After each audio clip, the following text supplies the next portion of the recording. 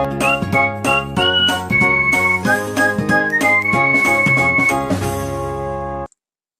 Morning. आज हमारा topic है relationship between bending moment, shear force and load. तो लोड यहाँ पे आप देखो, ये लोड है जो यूडीएल इन किलो न्यूटन पर मीटर। जो बेंडिंग मोमेंट है ये आप देख रहे हो, फेस ए डी पर ये एम बेंडिंग मोमेंट लग रहा है और फेस बी सी पे एम प्लस डी एम लग रहा है। और एफ जो है वो शियर फोर्स है ए डी पर, और F प्लस डी एफ जो है dx डिस्टेंस के बाद इसका जो शेयर फोर्स है F प्लस डी एफ है। तो इसके लिए अब हम जो है इसके थ्रू ये जो है तीनों बेंडिंग मोमेंट, शेयर फोर्स और लोड, इनके जो रिलेशनशिप हैं वो फाइंड आउट करेंगे। ये हमें हेल्प आउट करेगा जो वेराइंग यूडीएल है उनका जो S F D B M D है, जो वेराइंग यूडीएल होते हैं उनका S F D B M D find out करने के काम में आता है। ठीक है, तो अब यहाँ जो ये आपको दिख रहा है ये फोर्सेस जो हैं, इसमें हमको क्या करना है कि वर्टिकल फोर्सेस का इक्विलिब्रियम जो है वो डालना है। तो वर्टिकली कौन कौन से फोर्सेस हैं? एक तो ये F है, F प्लस डी एफ है और W, ये सब वर्टिकल फोर्स हैं। तो अब आप देखो वर्टिकल फोर्स के लिए जो इक्वेशन लिखी हुई है वो है F डाउन, अपवर्ड को अगर हम पॉजिटिव मान रहे हैं, डाउनवर्ड को नेगेटिव हो जाएगा, F plus D F negative, और ये W into D x. Kilo Newton पर मीटर है तो इसको किलो न्यूटन में कन्वर्ट करने के लिए dx से मल्टीप्लाई कर दिया। तो ये हमारी इक्वेशन हो गई equilibrium of forces in vertical direction. तो इससे हमारा एक रिलेशनशिप आता है df upon dx equal to minus W. तो इस रिलेशनशिप से आपका ये प्रूव होता है कि the rate of change of shear force is equal to minus W. तो हम क्या करेंगे कि इस इक्वेशन के through shear force find out करेंगे। ठीक है, तो एक तो ये हो गया रिलेशनशिप जिसके अंदर आपका आया है the rate of change of shear force is equal to minus W.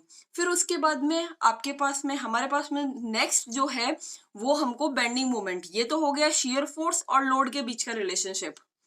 ठीक है, और नेक्स्ट अब हमको करना है बेंडिंग मोमेंट के लिए। तो बेंडिंग मोमेंट के लिए जो है हम क्या करेंगे कि यहाँ पे बेंडिंग मोमेंट के लिए इक्विलिब्रियम करेंगे। तो from equilibrium of the element by taking the algebraic sum of moments about the left hand face A D of the element considering counter clockwise moment as positive. ठीक है, तो अब आप देखो काउंटर क्लॉकवाइज एडी के about, यानी कि हम क्या कर रहे हैं, ये जो एडी फेस है इसके अबाउट जो है अब हम बेंडिंग मोमेंट जो है वो फाइंड आउट करेंगे। और काउंटर क्लॉकवाइज को हमने पॉजिटिव अज्यूम किया, तो यानी कि ये जो ये है, ये डायरेक्शन जो है काउंटर क्लॉकवाइज ये हो जाएगी पॉजिटिव, और बाकी जितनी भी है, जैसे मान लो आपने एक ये इसको लेना है, इसका यूडीएल आप कैसे निकालोगे? इसका यूडीएल निकालने का क्या तरीका है कि ये जो W है इसको dx से मल्टीप्लाई कर दो। तो ये W इंटू डी एक्स क्या हो जाएगा?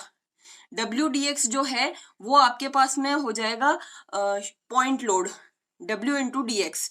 तो ये कहाँ लगेगा? एग्जैक्टली इसके मिड पे लगेगा, यानी dx बाय 2 पर लगेगा।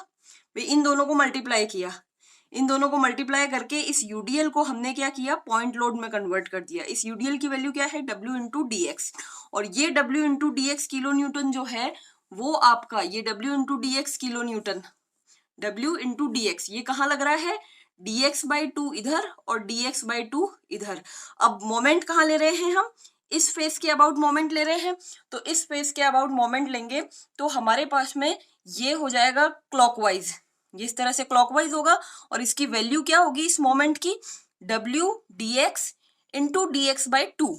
ठीक है, ये हो गया। उसके बाद में F डी, ये जो शियर फोर्स है और इसकी डिस्टेंस क्या है इस वाले एडी से dx, तो F plus D F equal into D x, और ये तो इसमें जीरो में ही जाएगा, और यहाँ पे ये m जो मोमेंट आ रहा है। तो यानी कि मोमेंट के लिए अपने पास में जो इक्वेशंस हो जाएगी, यहाँ पे एडी के अबाउट जो भी मोमेंट निकालना है उसके लिए हमारे पास में जो इक्वेशंस है वो आपके पास में होगी माइनस m, क्लॉकवाइज है, F plus D F into D x, ये भी क्लॉकवाइज है। देखो आप, ये भी क्लॉकवाइज ही जाएगा, इस स्पेस के अबाउट आएगा तो, और ये क्लॉकवाइज चल ही रहा है क्योंकि एडी के अबाउट निकाल रहे हैं।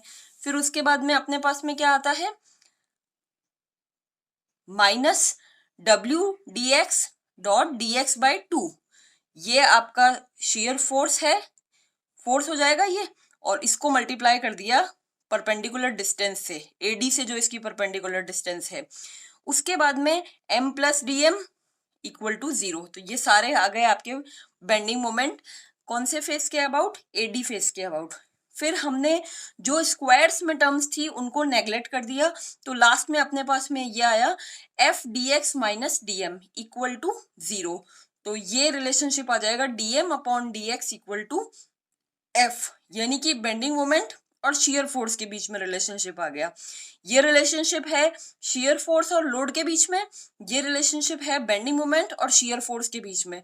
तो फिर हम फाइनली इसको इन दोनों के बीच में भी रिलेशनशिप फाइंड आउट कर सकते हैं, बेंडिंग मोमेंट और लोड के बीच में। ठीक है, तो ये दो रिलेशनशिप करने के बाद में हमको क्या करना है, जो ये हमारी इक्वेशन नंबर 1 है इसको इंटीग्रेट करना है। ठीक है, तो इसको इंटीग्रेट करेंगे तो क्या आएगा अपने पास में, देखो इसको इंटीग्रेट करने पे अपने पास में आएगा ये a से लेके b तक df equal to minus w dx a से लेके b तक। फिर उसके बाद में आपके पास में ये आया area of load intensity diagram between a and b जो है वही हमारे पास में एक तरह से शियर फोर्स होता है। तो शियर फोर्स किसी भी सेक्शन x पे निकालना है तो क्या आ जाएगा, एफ एक्स इक्वल टू 0 से लेके x w dx। तो ये एफ एक्स क्या है, shear force at any section at distance x from support. ठीक है, तो ये हो गया हमारे पास में कि आपको F किस तरह से निकालना है। जो भी आपके पास में लोड इंटेंसिटी है उसकी इक्वेशन बना के उसका इंटीग्रेशन कर देंगे और उसकी लिमिट्स लगा देंगे तो हमारे पास पर्टिकुलर सेक्शन पे शियर फोर्स जो है वो आ जाएगा अपने पास में। ठीक है, फिर उसके बाद में अपने पास में नेक्स्ट है जो ये सेकंड इक्वेशन है हमारे पास में, dm upon dx equal to F, यानी बेंडिंग मोमेंट और शियर फोर्स के बीच में जो रिलेशनशिप है वो क्या है, the rate of change of bending moment m along the length of the beam is equal to the shear force। ठीक है, फिर integrating equation 2 between a and b, ये इक्वेशन 2 को इंटीग्रेट कर दिया a और b के बीच में, तो ये हमारे पास में जो बेंडिंग मोमेंट की वैल्यू है वो हमारे पास में क्या आएगी, एम एक्स इक्वल टू 0 से लेके x एफ डी एक्स, और एफ डी एक्स जो है वो हमारे पास में क्या आ जाएगा, ये वैल्यू, यानी कि आपके पास में बेंडिंग मोमेंट और लोड के बीच में जो रिलेशनशिप है वो भी हमारे पास में आ गया एक तरह से। तो बेंडिंग मोमेंट जब हमें निकालना है तो हमें क्या करना है, जो लोड की इक्वेशन है उसको डबल इंटीग्रेट करना है, इंटीग्रेट करना है और डबल बार इंटीग्रेट करोगे, एक बार इंटीग्रेट करोगे, देखो एक बार इंटीग्रेट करोगे यहाँ पे एक बार इंटीग्रेट करोगे तो शियर फोर्स आ जाएगा, इसी इक्वेशन को 2 बार इंटीग्रेट करोगे तो हमारे पास में वहां का बेंडिंग मोमेंट जो है वो आ जाएगा। तो इस तरह से ये हमने फाइंड आउट किया कि बेंडिंग मोमेंट शियर फोर्स के बीच में रिलेशनशिप और शियर फोर्स और लोड के बीच में रिलेशनशिप, और फिर अल्टीमेटली आपके पास में बेंडिंग मोमेंट और लोड के बीच में जो रिलेशनशिप है।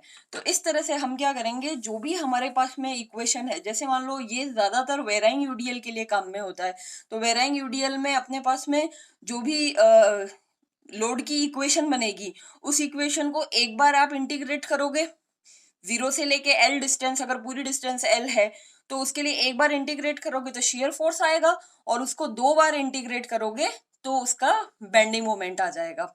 ठीक है, तो इस तरह से ये हो गया हमारे relationship between bending moment, shear force and load. Thank you.